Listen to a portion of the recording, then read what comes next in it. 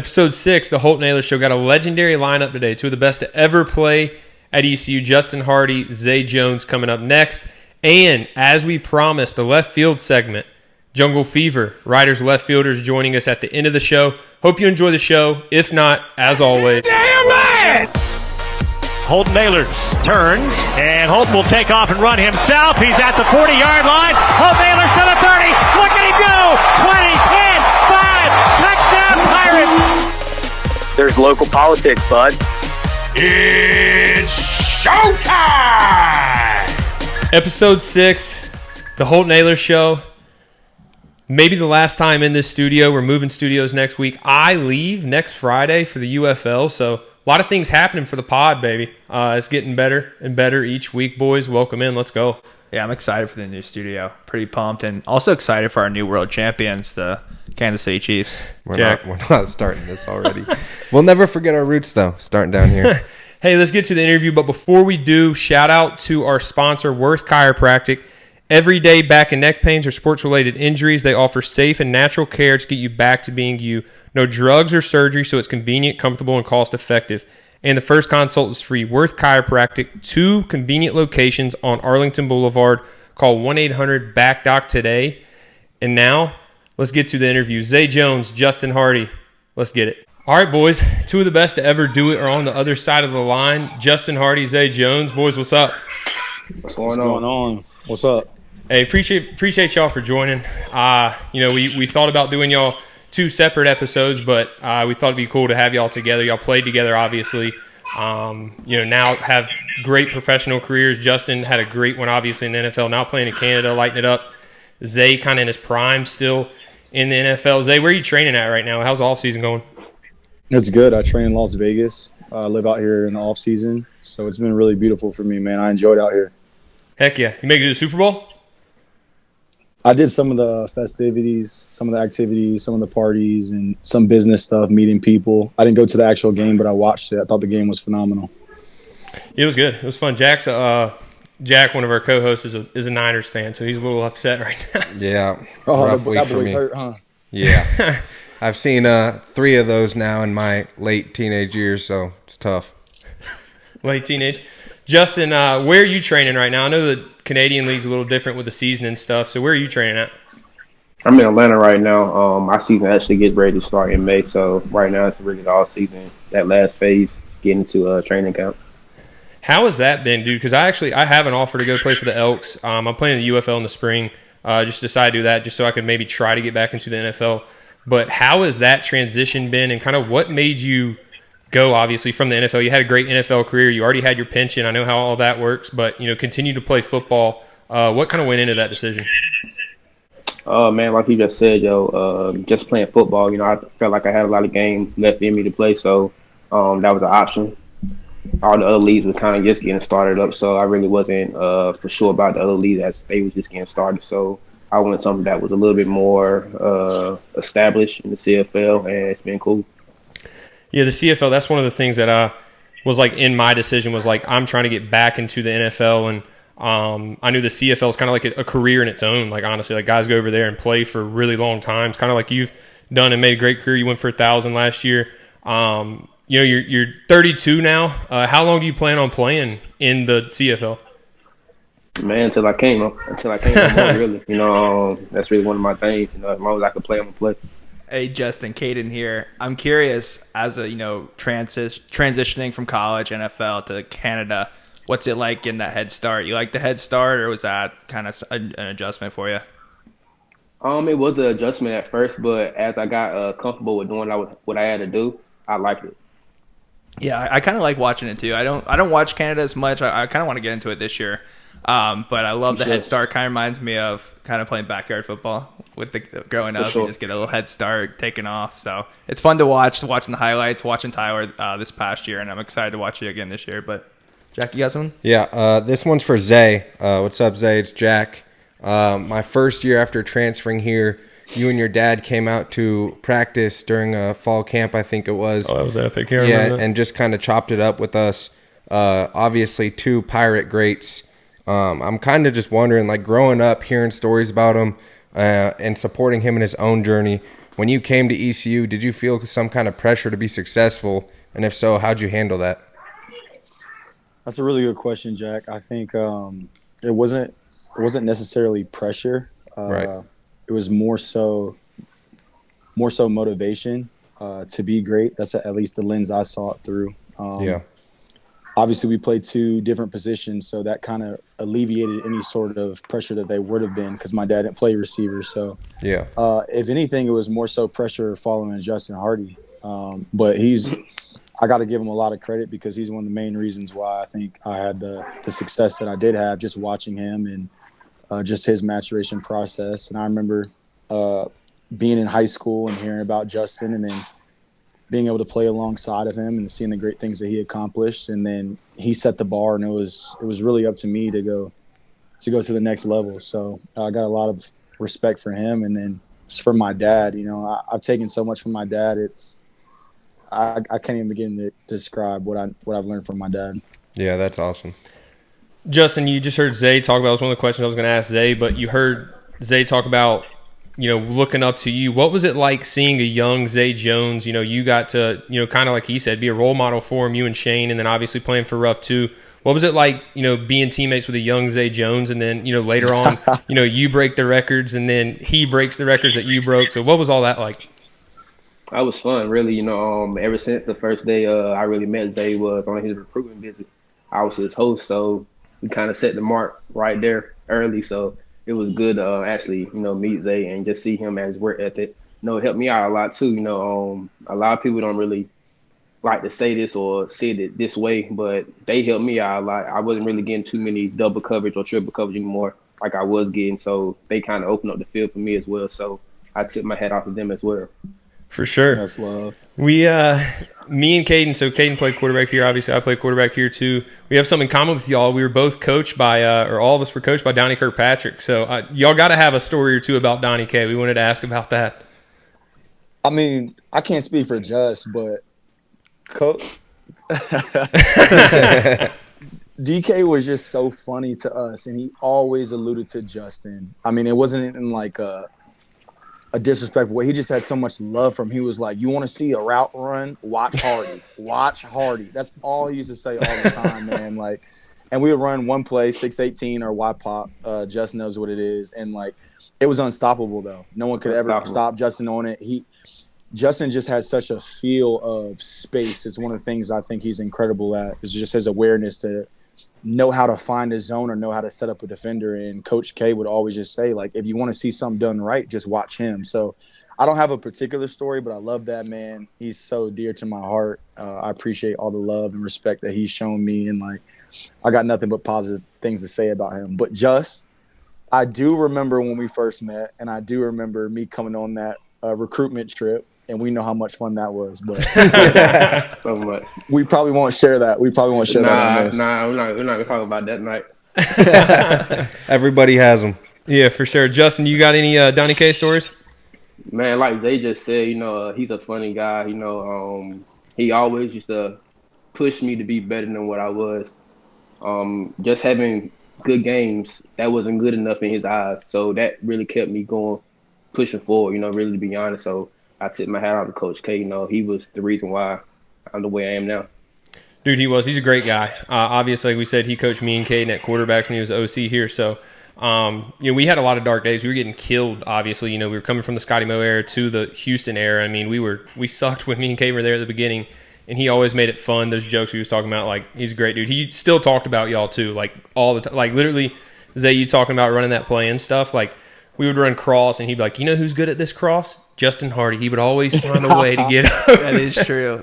I'm curious, guys. I know Zay, DK said watch Justin. Did DK ever show you guys how to run routes himself? DK himself? Hell no. Hell no. I would love to see DK run some routes. But I remember being a freshman and sophomore with Lincoln Riley. We ran the 95H, the crossing route stuff.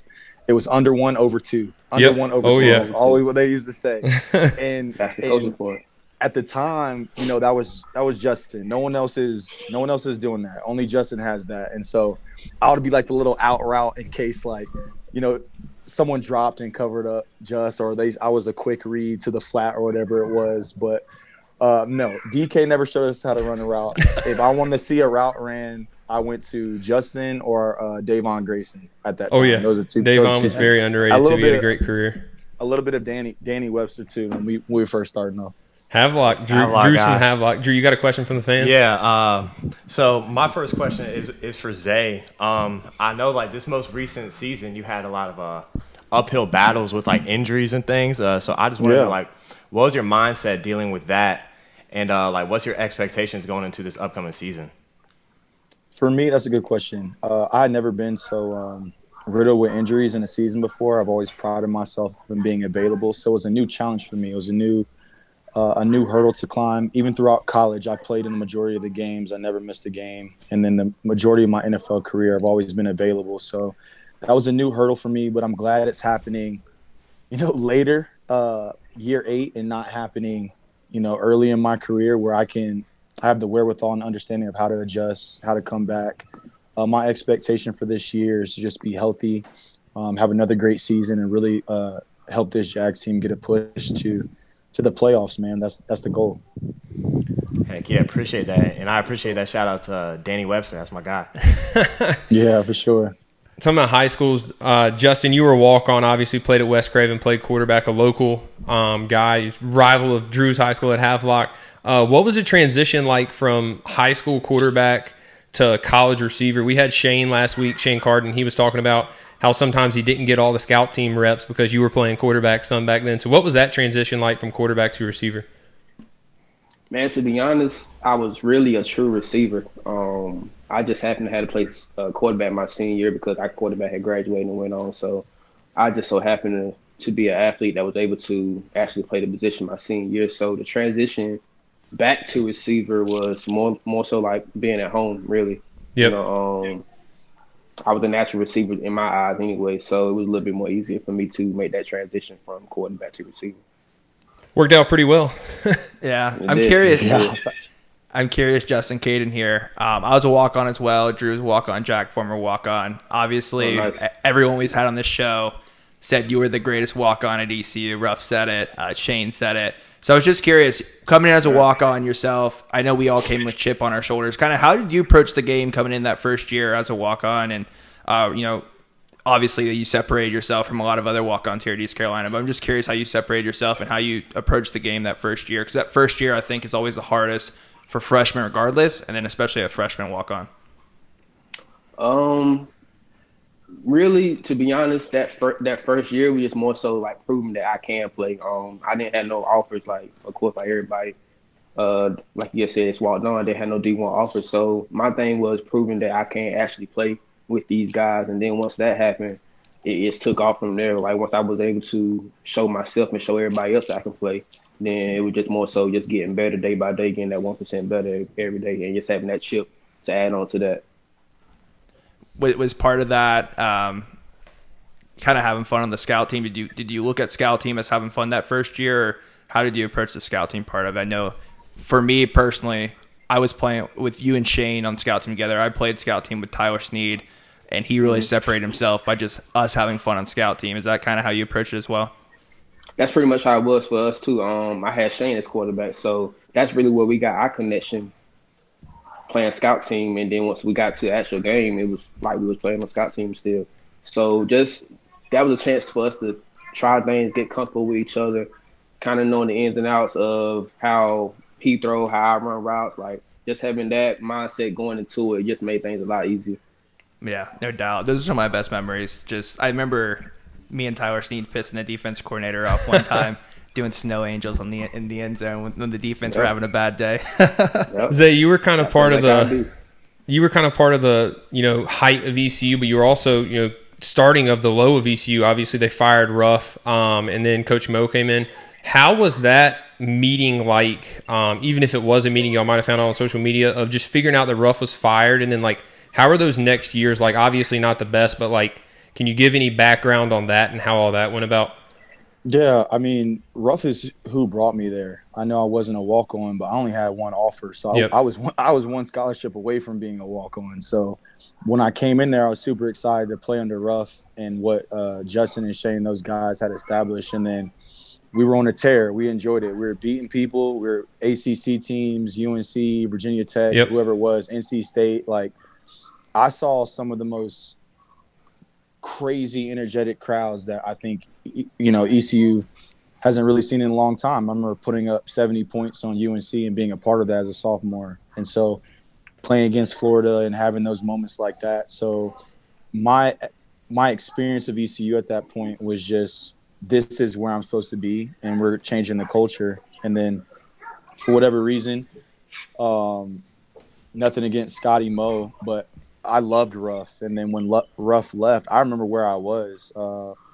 I was in my apartment with a couple of the boys at the time, and one of my friends was like, "Yo, they just fired Ruff," and I didn't even believe it, because I found out through Twitter at that time, and I was like, "You're kidding! Like, that's a joke. They didn't just fire Ruff." And then truthfully, if I'm being honest about it, I could feel like a little bit of the fracturing of the team from the guys that were like, "Okay, this has happened. It's time to move on," and the guys that were like, "No, let's go get Ruff back." And I feel like for me, going into my senior year at that time, it was difficult because I had a decision to make. Am I focusing now on the future of my NFL career and the direction that I want to go? And am I going to get on board with this new coaching staff, or am I going to be a part of this other group that, wants answers for what's happened and wants explanations? And that was really, really difficult. And so trying to keep that team together, I remember it just being so difficult at that point in time. And, it was what it was. I mean, we played a couple of good games, but I feel like we left a lot out on the field. So, for sure. I don't know if that answers the question, but yeah. No, it does. That was great in depth, honestly, because a lot of people have wondered that. I mean, like, obviously from Greenville, I've heard a lot of stories about it. I got recruited by Ruff, played for Mo and Houston now, so I've heard a little bit, but that was great in depth. Yeah, Zay, you talked right there a little bit about good parts, your sophomore year, big wins, and then kind of some darker times near the end of your career. What was your favorite memory at ECU playing ball? That's so hard because I'm like a really nostalgic person, so I have like phases of each year that I have. Right. I can go from the first moment I actually played in a college game against Old Dominion and I scored. Yeah. Like, I was on the sideline watching Danny and Justin, like, just waiting for my opportunity, and then finally getting the game and getting my piece of the pie. Right. I could talk about when we went to NC State and beat NC State, Virginia Tech in the rain my junior year, BYU when we played in that atmosphere. That place is sick. That was a great win that we saying? got to Like, experience too. It like, just so many memories, and I'm sure I'm leaving out. I remember Justin, we first wore all black. We went crazy. Yep. Like, we was like, this is the craziest thing in the world. So That's tough. Bro, it's too many count. I mean, Justin's banner falling and me seeing that, celebrating him, loving on him. My banner in the next couple of years coming down was amazing. Birmingham Bowl, just 2013 when we went down, or not Birmingham Bowl, the Beef O'Brady's Bowl. Beef O'Brady, yep. When we won that one, there's so many memories, bro. Like, we would need 2 hours to talk about all the good times. Yeah, And, that's awesome. And we're only talking about on the field stuff right now. So Right, most of the good memories that I think we all have come from the locker room, outside, just hanging out with the boys, whether you're on the game or like going out to do something. That for me is like where the core memories really are from that football brought me. For sure. Locker room. Yeah. Justin, do you have any favorite memories kind of like Zay had? Oh man, like he just said, like it's too many to actually just think about. Like you said, more time than not, we're gonna have those fun memories outside of football, just chilling with the boys. Really, Ruff used to hit me up every week, especially in the off season. Like, hey, throw a cookout for the boys, invite everybody over, just respond with the boys, and it kind of carry over to the field. Like, we knew who we was playing for, and it kind of just made us want to play for each other and just go out there and win.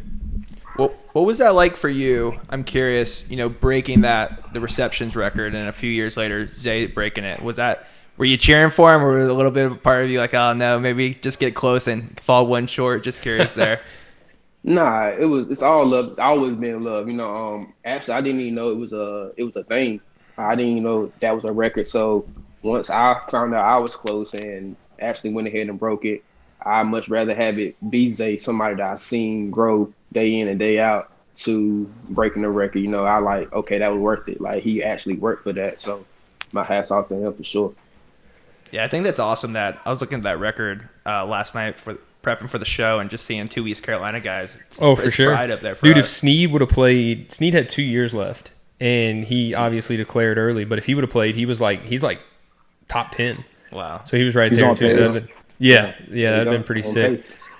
Justin, Zay kind of talked about his story about Ruff being fired. Obviously, you were gone at that point, but what was that like for you? You guys brought ECU to a level that a lot of people didn't even know was possible.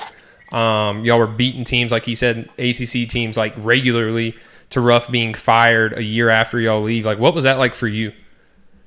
I was crazy. I felt bad, just understanding where he brought the program to when he came in. My freshman year, I think we finished 500, and then after that, 10 wins.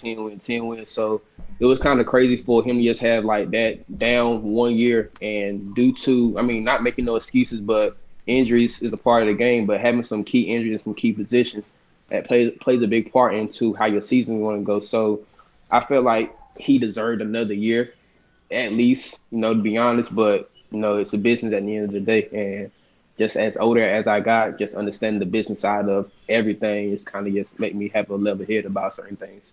Yeah, for sure. You talk about injuries. Dude, playing with third-string quarterback Ben Kurt was supposed to be like the guy. Obviously, went to Virginia, had a good NFL career. How good could he have been, and what was ECU going to be if he did not get hurt, you think, that year?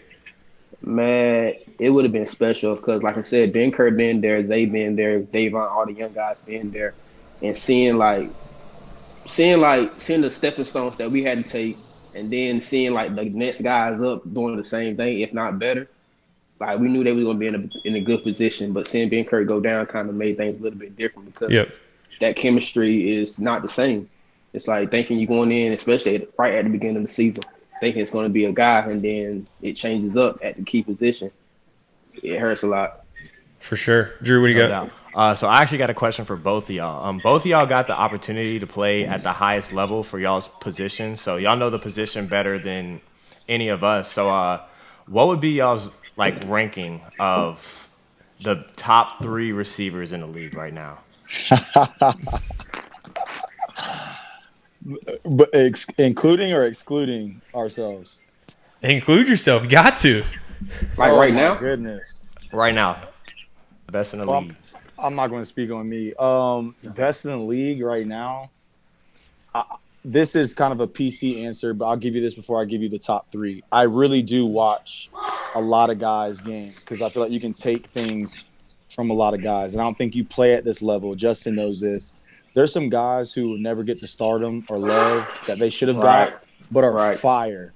Like, it's all about opportunity. Bro, I know P squad guys. I know guys who are seen as 2s and 3s, and I'm like, you can ball. And because maybe this guy's getting paid more, he'll never get the opportunity that he's able to get. But starting with that, I would say I love watching Tyreek Hill. The guy's just special. No one can really deny that, the things that he's able to do. I think he's phenomenal. I love Mike Evans. I think he's highly underrated, and this guy's consistently put up 1,000 after 1,000 after 1,000 yard seasons. Following him, I'm going to go another underrated guy. I like I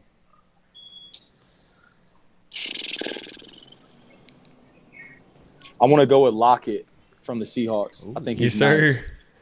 I think he's a really good player. So, best in the league, probably not in anyone's ranking, but I'm picking guys that I've watched and been like, I really respect their game. And I think they're really good players. I'll also throw Keenan Allen in there too. I like Keenan. Dude, before we get to Justin, I was in Seattle with Tyler Lockett, and being around him, some of the stuff that he does that no one even talks about is actually wild. Some of his catches, his over the ball ability to catch the ball and track the ball is as best as I've seen, best I've thrown to. It's phenomenal. Justin, what about you? That's a hard question for me. Like I've seen some guys. So people that I'm a fan of their game, I could say I'm a fan of their game. Like you said, Keenan Allen, I'm a fan of his game. Devontae Adams, I'm a fan of his game, and Calvin Ridley. Zay, Yep. I know you seen C-Rid, so you kind of could. Bro, let me tell you he's about different. He's let me different. tell you about Red, bro. He's different. So we come out the first day of training camp, and guys are still getting their bodies into like the drills and stuff. You And don't Calvin's need none of like Calvin's one of the third guys to go, and you would have thought it was like middle of the third quarter how ready he was to go. And I was blown away because I'm like, okay, I knew he had taken some time off, but like this guy looks. Bro, his burst, his quickness, the most beautiful thing about watching Calvin Ridley, and it's not talked about enough at the receiver position, his ability to stop. Yes. Like his ability to go and that deceleration just stop. Mm-hmm. And like people talk about speed, they talk about, oh, look how fast this guy is and all these things, but Calvin's ability to open that gate and to shut it down, bro, is beautiful. Full control. Yeah. It's beautiful. Like I seen, yep. Yeah, that pops on film with Calvin a lot. Just watching the Jaguars play, you can just see him stop and go. I'm curious if Calvin's the answer to this for you, Zay, but I'm also curious for you, Justin, as well. Coming in as young receivers when you guys came in, who were some of the guys that you guys looked up to and kind of mentored you in the league, since it was obviously a huge adjustment. Josh, you want to go first? Yeah, I go first. For me personally, I had some guys on my team personally that kind of took me underneath their wing and kind of laid the laws of the land pretty much for me. Because I had Julio, I had Rodney White, I had Devin Hester, I had Eric Wing. Man. I had some guys my rookie year, so it was like they kind of laid it down for me in the sense of how everything should go. So I was blessed. Yeah, that's a pretty impressive list to get the shadow under. Zay, you hear them talk about kind of mentoring. Your current teammate Elijah Cooks actually was my former teammate at the University of Nevada for my first 3 years there. Make sure you're taking care of my boy Cookie and getting him right out there. I'm trying to. EC, man, he's a different character. He's a lot of fun, got a lot of energy. I love that guy. I was actually just with him the other day, so yeah, I'll take care of him. Yeah, him and T. Will were down there in Vegas. They were. I guess for me, mine looked different from Justin. When I came into Buffalo my rookie year, we actually had traded Sammy Watkins, so I was actually really excited to learn a lot from him, and I was kind of thrusted into receiver one spotlight. So I didn't have a whole lot of mentors in the beginning of my career the way I wish I could have had. Jordan Matthews is probably one of the guys that I leaned on the most. He had some injuries that he was battling with, but for my mental, he was really good for me of just like keeping me sane.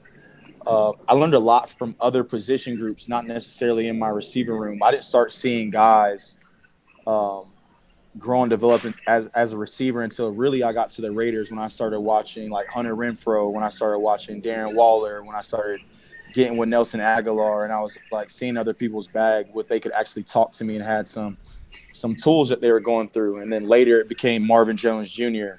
when I was with Jax, with being with Jax when he left. But that was something I think I was really missing, was that mentorship at a receiver position of a guy who was a veteran, like well-established. And I really was just trying to figure everything out as I went as a young player, to be honest. Yeah, I was curious kind of from the league, kind of how that is in the mentorship. Like college, everyone's trying to win. I feel like I don't know if this is the right perspective, but sometimes when you think about the NFL, you think like, hey, everyone's on a contract, someone can be cut the next day. So I was kind of curious how that mentorship actually was for people getting paid as like a player instead of like like more of a squad in college. Boys, we're only going to ask you one more question. I just want to give you both a chance to just say how much ECU means to you, where you would be without ECU. Like, how much does ECU mean to you, and kind of where you want to see ECU football, go in the future? You want to go first, Zay? Yeah, sure. ECU means everything to me. I genuinely don't believe I would have had the career I had any other school, just because I was so bought into the rich history and loyalty of ECU that they gave to me. And so it was only right to give it back. But the relationships that I built, not only from the players and teammates I had, but from the coaches and staff and just faculty and everyone there, meant the world to me. They embraced me as their own, glorified me to a point to where, like, I just wanted to return it all out of love and respect. And just the feelings that I have when I speak about my school just completely embraced me, man. I was a kid from Texas who got an offer to go to what people called a small school. That's what they always called it. And when we went there, we really changed the culture there from when me and Justin were there. So I want to see it go back to that point to where we're pushing the envelope, to where people are saying our name correctly. East Carolina, where they're respecting it, where they're understanding that we can't sleep on these boys. Nationally broadcasted games, to where people are buying into what I know we have there. There's a special group of people there, and I believe in the coaches that we have there now. I want to give a huge shout out to Justin, just give him his flowers. I know I kind of mentioned it earlier, but Justin had always told me, man, jokingly, but he was serious. He would say, work smarter, not harder. And I knew what he meant by that. He really laid a foundation for me and guys that followed him of how to do it the right way in the weight room, how to treat your body, how to have fun and have balance between the game and playing hard, and just to enjoy it. I mean, Justin Hardy, hands down, has the best hands in ECU history, and means so much to me. So I'm just grateful for the things that I've experienced at ECU for sure. For sure. And before we get to Justin, I just want to say appreciate y'all too, because like you talk about loyalty and stuff, like y'all paved the way. You know, I was just a kid from Greenville at the time, like young, watching y'all. I remember going to practice and meeting Justin and think I met like LeBron James, like looking up to him and stuff. You know, we didn't get it back to the point when I played to where you guys were, but the reason that I stayed as long as I did trying to get it back was because I saw what it could be, and that what it could be was when y'all were there. So shout out to you guys. And then Justin, kind of what we just asked him, what does ECU mean to you now? Man, ECU mean everything to me. You know, I can't necessarily say where I would be without going to ECU. I feel like me going to ECU was the right thing, the perfect thing to do, and to play it out that way. So I owe everything to ECU. Coaching staff, people around, people in Greenville, you know, packing out the games. That's where I really want to get it back to. The environment, the atmosphere on game day in ECU is unbelievable. So I wanted to get back to that point. And like you said, Zay, hey, it's all love. I owe everything to you guys, everybody, really. You know how I stand on everything. So I wouldn't been able to do nothing if it weren't for the other guys that we had on the team. So hats off. For sure. Hey, thank y'all for joining, man. Two of the best to ever do it. You know, your name certainly means a lot around here, so appreciate y'all. Thank you, guys. Appreciate it. Appreciate you, bro. For sure. See ya. For sure.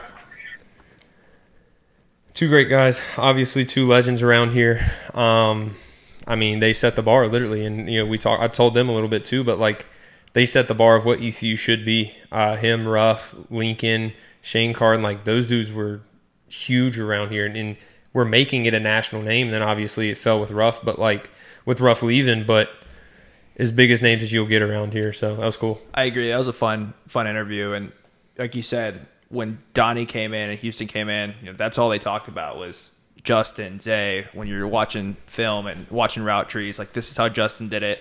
And then seeing Zay talk about how much Justin inspired him here, it was like, wow. Because we were looking up to those guys, and he was looking up to him. It was an awesome interview. Yeah, the interview was brought to you by Anson Belts. Go to ansonbelt.com. Obviously, a huge supporter of them. The official, we say it every week, the official belt of the Holton Ahlers Show and ECU Athletics. Jack actually borrowed mine last week.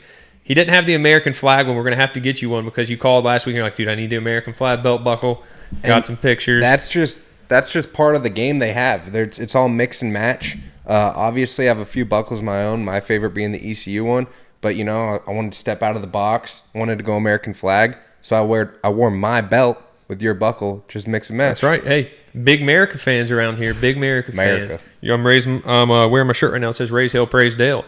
And we live by that on this on the Holton Ahlers podcast. But let's get back to what they were talking about, Caden, we were talking about Donnie, and like he was our position coach, he was their position coach. I remember literally the play they were talking about. When we first got there, we had some studs at receiver. I played with some really good guys at receiver, but they were all young. We were all young when they got there, so we were still kind of all learning it together.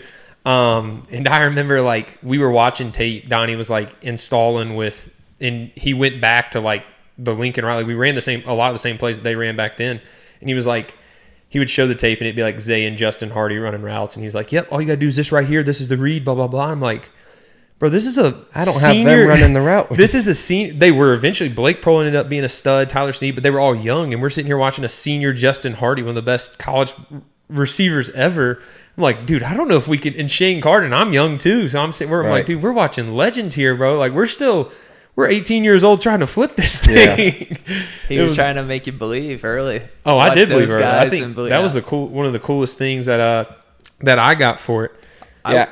I was hoping Donnie at least was running routes. That's what I was hoping for. No way. I remember Donnie's not doing that. He had ankle surgery, and then we're gonna have to send this to him when he had that. I don't even know if he had ankle surgery, but he wore the brace, and then he finally got out of it. The first day of practice, he was so pumped. He was like speed walking, taking the jog. The Donnie K speed walk to the bus. Yeah, for sure. Those two guys were the definition of nice, genuine guys. Honestly, remind me of our good friends over at Mattamuskeet Goose Club. So we're going to give them a little quick shout out. I got a hat from them. It's sweet. A nice little camo trucker snapback. Show the camera. I'm going to put it on right now. You might want to tell them about what we're doing with them. Yes, we're going to do. They're sending us stuff to give away. We're going to give it away at Holt Ahlers Show on X. We're going to do some fun giveaways soon. They want us to promote them, wear it on the show, give it away. Drew Panda Jack here, if you can see that. But follow us at Holt Ahlers Show. We're going to start doing giveaways. We actually have a UNC baseball versus ECU ticket to give away to. One of the fans reached out to us. Doesn't want recognition. Just said, look, love the show. I'm not going to be able to go. I want an ECU fan to go to make sure. So that's Power Pirate Nation. Thank you, Mattamuskeet Goose Club. They got some sick stuff. That's comfortable hat. It's awesome. Yeah, leather patch, camo. So shout out to those guys for that, man. Great interview. Now let's get to Super Bowl, Jack. I'm sorry, buddy, but we got to ask you. Do it. We updated the fans throughout the whole entire game at Holt Ahlers Show. A lot of people responded. We didn't get a final, like, how you felt. So I'm not going to dog you because I know the Knicks are going to be in the finals, and I want people cheering for me. I told you that. Yeah, I respect that a lot. So what are your final thoughts on Super Bowl and this football season for the Niners? Well, I didn't really know how invested I was until I woke up the next morning and actually was genuinely kind of sad. And I was like, okay, like, first step of being a fan, like. So you didn't know how invested you were, so you were kind of questioning if you were a full fan or not? Is that what you're saying? No, I didn't know, like, I was that invested. Understandable. I was a big fan. All right, keep going. Sorry I interrupted you. Special teams sticks out to me. It's always a part of football that I always like, because like it was something I took pretty seriously, being a former walk-on. But just that punt return, that hurt. Not yelling, Peter, get out of the way before, and bad punt, unlucky bounce, hit off our guy, and then that missed PAT that could have ended the game in regulation. After that, I mean, that freak accident with Dre Greenlaw, he was playing on fire before he got hurt running out onto the field, tore his Achilles, and that's just got to be tough on him mentally. So, we wish him the best. But I mean, he was shutting down Travis Kelce. He had like one catch for 1 yard before that. He was making plays in the backfield in the run game. He was just pumped, excited to play out there. And that's really contagious. We've all been around those players on the field. Oh, for sure. And after that, the second string guy came in, Burks, and Travis Kelce, I think, had like 9 catches. Yeah, was cooking, just running option routes, and we were giving him the leverage to be successful, and he took it. And then once it went into overtime, I started getting a little nervous because no one wants to go into overtime with a now legendary quarterback like Patrick Mahomes. Dude, my question is, why? I know Shanahan came out today and said they took the ball because they wanted it third to win it. Yeah. I think that's very dumb to give Mahomes the ball. If you don't score that first drive, here's my thing. I think they did it because they trusted their defense more than Purdy, and they wanted the pressure on the defense. We talked about this. I also agree with that. I think that isn't horrible. No, it's not at all. I mean, Purdy's still young. You got a good defense. Yeah. Or my other theory is go let Purdy go down and try and score. Something that's came out is that they didn't even really know. A lot of those players didn't know the new overtime rule either. So that's embarrassing.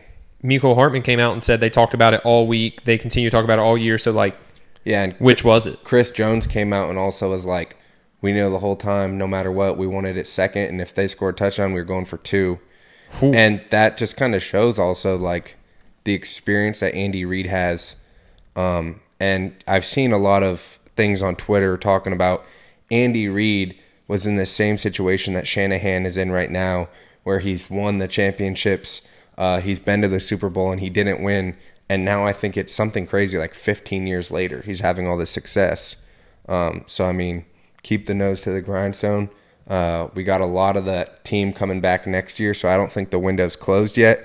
But it's about time to start hitting that panic button. Yeah, it's time to go.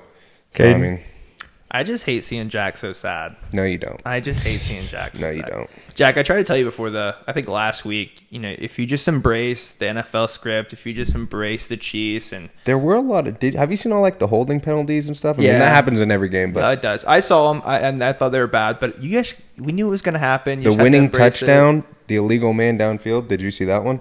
I saw it. Yeah. But all I'm saying is... Yeah, the offensive lineman's like 6 yards down the field on a pass play. I didn't see that. I told everyone... I wasn't happy for the Super Bowl. I told last week the Super Bowl seemed like it was going to be something I wasn't looking forward to. I wasn't excited for it. But what I did Sunday is I embraced it. I was excited for Travis Kelce. I was excited for Patrick Mahomes. I was, excited for Taylor Swift. I had a great setup for the Super Bowl, and I enjoyed every moment of it. I don't even believe anymore that you're trying to, like, partake the villain role in this podcast and like Taylor Swift. I think you're a full-on Swift. Before this, we told Caden, we said, Caden, none of our listeners, including us, want to talk about Taylor Swift, so stop talking about Taylor Swift. And you continue. It's not that I like Taylor Swift. But we're not giving her 5 minutes of our show. Then we're done with. Yeah, her music is good. Her music is good. But if you embrace the script, I had fun during the Super Bowl. I thought the commercials were good. No, they weren't. Tom Brady commercials. I was there for the 2 Tom Brady commercials, BetMGM and Dunkin' Donuts. That's it, though. There was no good. Yeah. Super Bowl used to be like commercials were like the thing. Yeah. I must have had a lot of good juice because I was enjoying myself Super Bowl night. So I was not. Drew, what was your thoughts on the Super Bowl before we go into Jungle Fever? Yeah, it was a rough game to watch at the end.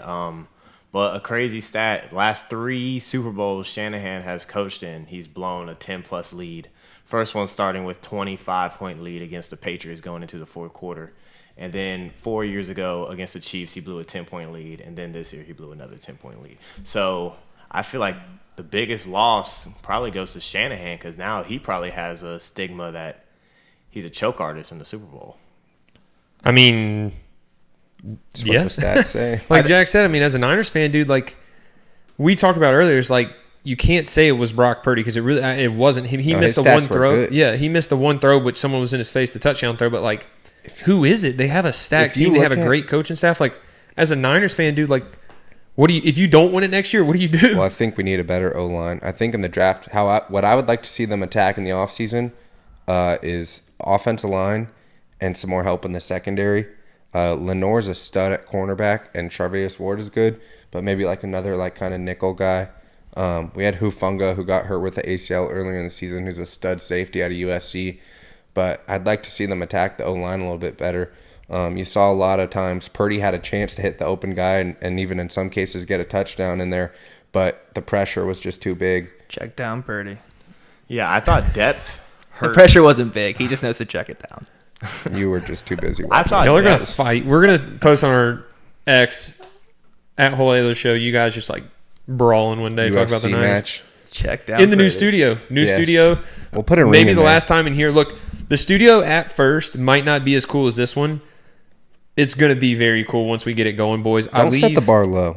The I'm studio's just saying gonna be next week. No, badass. it's going to be sick. But next week, like everything isn't going to be ready. But I also leave next Friday, so we need to go ahead and get this thing moving. And like, so we're just going to go ahead and move in, so you guys don't got to worry about the house and all that, or come in here because we obviously be filming my house Do right we now. have a little time before the rider guy gets in here? Can we talk about like kind of what your UFL schedule's like before the season starts? I got camp. He's ready. Drew signaling at me. He's ready. Sorry about that. Matt Shepard, rider, left fielder. Matt, can you hear us? Yeah, can you guys hear me? Sorry. Yeah, you just went out. Hey, is there any way you could show your camera? Drew said you can't see your camera right now. Can we see your face, or are you just like just chilling in bed? Or Nah, you're good. Can you guys see me or no? Can we see him, Drew? Oh, he's there. Let's go. We got to show the fans where you're going to be. Obviously, I don't know if have you heard about the jungle at all? First, that's a great first question. Yeah, I do a little bit of research. Like I said, I don't really have Twitter, so like I'm not big on social media. So, but yeah, I did search. I've seen a lot of like the rowdy comments and stuff like that. Man, I'm not going to lie. There's a little speculation that you guys are fooling us, and you're really not the starting left fielder. So, can you confirm that you're the starting left fielder? Okay, so I can't confirm that because our right fielder actually just got mono this week. Oh. Our left field is actually up in question right now. Okay, so would you move to right? Yeah, so I might possibly be moving to right, or I might be staying in left. It hasn't really been. That's confirmed okay. yet. We got a rowdy bunch in right field too. We do. So, first of all, who's your right fielder kissing to be? You better not come up with mono either, because then we're gonna know something's going on. That's disclosed information. They get rowdy at Ryder. Take it over. Yeah, what's up, Matt? This is Jack, and for our listeners out here, we do have, like he said, number 10, Matt Shepard. While being the starting left fielder, he's listed as a catcher on the roster. He catches about every third or fourth game. Matt also is a JUCO bandit, so he's got that kind of gritty stuff that we're looking for in, like, one of us walk-ons here. He went to Rowan College of South Jersey. He was a mid-year transfer last season. Matt, correct us if any of this is wrong as well. No, this is all correct. All right, Let's go. I did my homework. Matt, we got a couple questions for you. Diamond Bucks 1996 on X actually said, as a member of the Rowdy in Right crew, we apologize in advance for any crude comments a college kid says. 90% of us enjoy the fun banter, but there's always that 1% who thinks they're funny. Best of luck and enjoy the jungle. So whether you are in left or right field, you're going to have some people behind you chirping you, getting to know you a little bit. Is there anything that the fans should know going in this weekend about you? No, I'm a typical Bay kid. I live right outside of Philadelphia, so I grew up like a Phillies fan, Eagles fan, so used to like that rowdy atmosphere, and I kind of I do appreciate it actually. It's you feed off of it? Yeah, I enjoy it. I think it's the best way to go about sports, and I think it brings people together. So. Let's go. You gonna chirp back some? You got to chirp back some. Look, we might even be out there too. You got to chirp back with the boys. I hope I get to meet you guys. I think it'd be awesome. We might have to bring them a shirt. We're going to bring them a shirt and a beer. At the end of the game, we're going to let you shotgun a beer with the boys. I don't know if Coach is Your coach is not going to be happy about that. Coach, get on the bus. One thing about us, Matt, is this is the People's Show. So you could choose to answer this how you'd like. But I feel like I have an obligation to ask you. Oh, God. When you go to a place like ECU to play ball, where they're known for partying and having great-looking women, are you and the boys on the team on Tinder, or are you guys too locked in? Like, what's your approach on that on road trips? I mean, I have a girlfriend of 6 years, so probably not me, but probably a lot of kids that'll be out there looking for something. Yeah. Oh, so they are. What's the girlfriend's name? Can she get a shout-out on the show? Yeah, her name's Natalie. Natalie, let's go. Get Natalie. There's going to be some Natalie chirps. Oh, you're going to hear some Natalie chirps now. You don't know what you just – I'm just kidding. Caden, you got anything? Yeah, I was looking. You guys have the Zen Den. I was curious if you guys is that a natural Zen, or are you guys also popping in the Zens on the upper and lower decks? So Zen's definitely go in both upper and lower decks. But to be honest, I don't live on campus. I've never lived on campus, so I don't even. When I seen that picture on Twitter, I didn't even know what it was. Yeah, I saw that. I was like, I gotta ask is it natural or helped? So that's awesome. Matt, what is your predictions for the weekend, man? We got to hear. Like I said, a bunch of ECU fans are going to listen to this. What are you predicting is going to go down in this series 1 of the year? So I think it's going to be a tough matchup. I think a lot of people tend to sleep on us because we're a smaller program, but I think we match up pretty well with most teams in the country. I think one thing we have going for us is like we have a lot of heart, especially when we get on a baseball field, and yeah, I think it's going to be definitely a really good series. I don't know I couldn't tell you what the prediction is, who's going to win what games, but I can definitely tell you it's going to be a good 3-game series. So. Oh yeah, respect the underdog mentality. Even ECU has that now. Like, obviously ECU is a little bit bigger school than you guys, but we also have the underdog mentality. So respect that. Oh, you're going to have a good time. My advice to you, and we tweeted this out too and got some comments, is like, I was like, what should we ask him? Because we're probably the most viewed ECU show. Like, probably half the people in that stadium will watch this interview beforehand. So their message to you, the left field megaphone's message to you, was have fun with it. It can either be one of the best times of your life, or if you just ignore them, they're going to make it hell and one of the worst times. So chat back with them, have fun with it. They will obviously, I mean, you'll have a blast, dude. It's a special place to play. Jack? Yeah, you talk about how you guys are a team with a lot of heart. Last year, you guys went into Oklahoma and took the first game of the series from them. How does that prepare you for going into Greenville? And also, like you talked about your team and how you're playing, like, should we expect a small ball kind of game, or what's your kind of strategy as a team and unit? You could definitely expect some small ball when situations call for it, but for the most part, we're down to play teams straight up, and I think that's one thing that we're not really afraid of doing. So I think it's going to be a really good series. Hey man, if you drop a nuke this weekend, do you hit dingers? Do you hit some bombs? Yeah, I'll sneak one in there every once in a while for sure. Hey, so if you do this weekend, you gotta point towards us or something. You gotta give us some sort of a shout out, and then at the end of the series, we'll hook you up with a shirt. Word, I'll give you guys a nice little heart. For sure. Do y'all have anything else for you, Elise? Yeah, the left field in the jungle is known for the hospitality. If you're offered a hot dog or a barbecue sandwich, what are you taking? Barbecue sandwich. You're in the southern hemisphere. Oh, you got to try it. You putting slaw on that or no slaw on your barbecue sandwich? I've never been a huge slaw guy, but I mean, I'm not really picky, so I'd probably put it on there. There we go. There we go. So if we get you a barbecue sandwich in left field, would you put it in the back pocket, go and eat it in the dugout? I'll eat it right then and there. All right, we might be able to make that happen. We're clipping this. We're putting it on social media, so we're going to be out there with you with a barbecue sandwich. For sure. Matt, we appreciate you coming on, man. We know you're busy getting in season. We're looking forward to hosting you and your whole team here for a great weekend of opening college baseball. And best of luck this season, man. Thank you, guys. I appreciate you having me on. Yeah, good luck, brother. Hey, have fun with it for real. Just chirp back, make it fun, and we'll make it fun too. An awesome weekend. Thank you, guys. For sure. See you, dude. Episode 1, Jungle Fever. Is that what we're calling it, Jack? You're Jungle the host Fever. of it. How'd you guys like it? I think it's going to be a hit. It will. He was cool, dude. Yeah, I liked it. I think it relies a lot on the guys sometimes, so they come in and have fun with it too, and he definitely did. Yeah, he'll have fun with it. We need to get him a barbecue sandwich. We got to get him one. Someone's got to be out there. We also got to get him a shirt too. Yeah, we will. All right. Best bets of the week. The boys. I have it written down. The boys last 2 weeks, 12-4. We're cooking. You guys are not cooking. Me and Drew are carrying the squad right now. The last 2 weeks. What are you, Caden? The last 2 weeks, 2-2. I'm 3-1 the last 2 weeks. 4-0 the last 2 weeks. So Caden, Drew, what are you last 2 weeks? 4-0 too, right? 4-0, man. So who's bringing our record down? It's this guy, the supposed guru. He's going to host a separate betting show when March 11th comes, and he's the one bringing us down right now. I had a bad 0-2 week. It happens. Happens to everyone. It does. And I went against my own self. I've been talking with Clip. I've been talking on the show. Don't bet on the away teams when they travel. What I do last week, I bet on the away teams. So you did. I went against my own. You called it too. Who you got this week? Oh, we're going right into it. Let's go. This week, Jack might like this. Going back to the Mountain West, and I'm riding with my guys, the San Diego State Aztecs. Almost took that one. They're playing home against New Mexico. Jack chirped me when they played at New Mexico, and he was right. Again, I went against myself. I keep going against myself in college basketball. Right. Bet on the home team. So you're taking the Aztecs. And that's what I'm doing here. The Aztecs are undefeated at home this year. And New Mexico State's 4-3 on the road. That's all I'm going to say. I'm betting home college basketball, taking the Aztecs.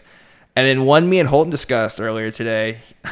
I told him, don't take it. And then I'm coming on the show, also a home favorite. Another team I bet on a lot, and I have winning the national championship this year, is UConn home against Marquette. I'm taking that one. Do you have that one? The money line? I'm taking the spread, yeah. I was about to say, you told me not to take the money line because it would be too high. I don't know what it's going to come down to, but I think if we get anywhere from a 5 below, I think UConn could cover that. They're a legit team. So you're taking spread no matter what, though? Yeah, and they're playing at home against Marquette. It's a tough place to play. UConn has, I think, them and Purdue are 2 national championship contender teams. Zach Edey's a beast if you haven't seen him. I love Zach Edey. I love the big man basketball. Yeah. Okay, Jack, who do you got this week? Last week, we listened to the people. I went with a Canes pick and gave a little Canes shout out. So before my pick, I'm going to give you a little quick update on them. There we They're go. on a road trip right now. They will play against the Dallas Stars on Tuesday. Then they head to Arizona to play the Coyotes on Friday. And then Vegas play the Golden Knights on Saturday. Day off on Sunday. And they're back in PNC this Monday to play the Blackhawks. In the NHL, a road series, a trip of road games is pretty hard. We've all talked about those environments and kind of what it's like in those different arenas. So it's hard to win on the road there. But with that being said, they backed me last week, so I'm going to double down on them this weekend. I'm going to take the Canes money line at the Golden Knights in Vegas. It's a big game, pretty even match there. That's on Saturday night. And then on Monday, when they return back to PNC, I'm going to take money line to beat the Blackhawks. I will be at that game. I wanted a little bit of skin in the game, and I think the Canes can wrap up their little away trip with some dubs here. Is that the heart talking, or is that mine? No, I threw away the heart talking after I went. This Super Bowl. Hey, what's your next one? I did. Yeah. I just did both. You did both? I did two Canes money lines, Saturday night and Monday night. Okay. One away, one home. Drew? Before Drew, 3 Canes bets in a row? Yeah, so I did. Are you doing a last week. Canes ladder? Or are you trying to go to like... I'm a Caniac. That's insane. We'll see if you can hit the 3 Cane ladder. We'll have to call it that. Drew, since we're carrying the squad right now, we're going to save us for last. Who do you got this week? Sir. All right. So I'm gonna do something a little fun. I'm gonna bet on All-Star Weekend. So I got NBA All-Star Weekend. Yeah, NBA All-Star Weekend. I got This is 2 where he's bets. going wrong. Nah, Drew's I believe carrying in us it. right now. I wanna believe hear in it. So I got Jalen Brunson under 19.5 points for the first round in the 3-point contest. Under, huh? Sorry, Holt, but 19.5 is We'll see. a lot of points. Not smart bet. Not a smart bet right there. We'll see. For some reason, it's giving me like Kevin Hart versus Draymond Green vibes. Oh my. Kevin Hart's in the... No, he was. No, you remember a few years ago, no, I didn't. Kevin Hart versus Draymond? No, I did not see that. Was it bad? It was rough. Okay. So I don't know. I'm just feeling that way about All right, go ahead. Brunson. And then on my other one, I got Sabrina beats Curry in their 3-point I could see that. Wow. She's nasty. She's a baller. They need to get Caitlin Clark up And there. Curry's She's- actually favored, but I got Sabrina beating him. I mean, Curry's one of the best shooters ever, but she is too. She's so- going from a WNBA 3-point line and having a WNBA ball too. So like, Oh, she's actually switching to men's? no, she's doing her and Oh, he's doing okay, his. yeah, So yeah. like, she's lights out. Oh, yeah, I know. And I don't know if y'all shot with a WNBA ball, but it's a big difference. And Well, I it's mean, slightly easier. I have not, Drew. I'm sorry.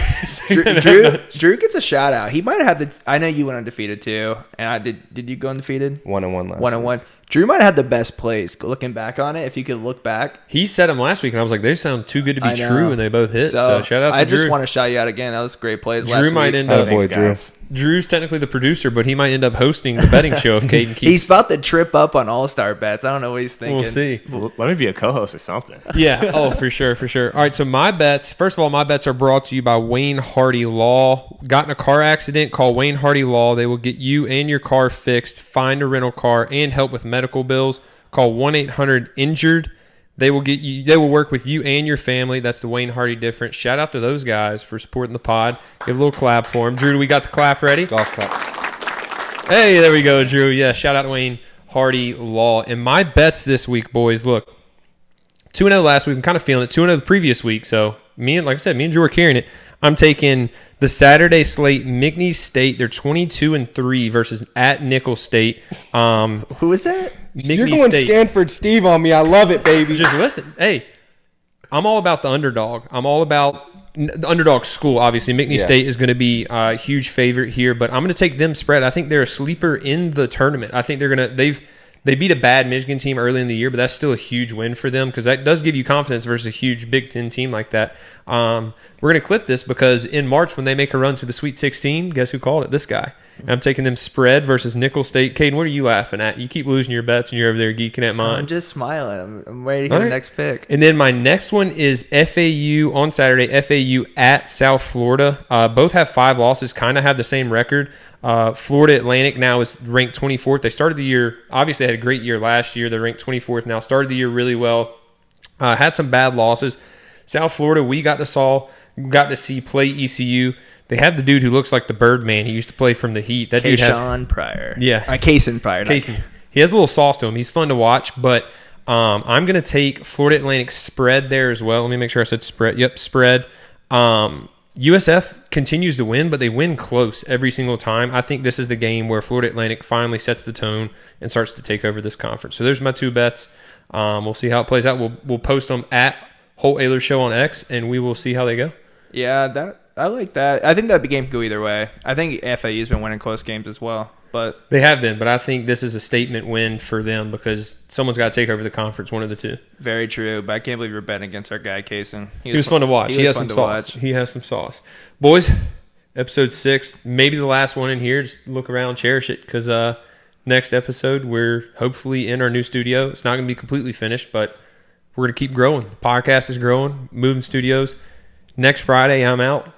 I moved to Texas to tear it up, play in the UFL, so the podcast is going to keep going. I'm not out of the podcast. I'm still doing it, even in season, even in camp. Like this is the People's Podcast. Mini Hard Knocks. Yeah, mini Hard Knocks. So this is the People's Podcast. I'm going to keep it going. Just going to be in a different seat. You guys are going to be in the studio. I'm a little jealous. That's why we're moving in next week, so I can at least get a little taste of it. But excited for it, boys. It's been fun. Appreciate the support. Shout out to our sponsors, and we'll see you next week.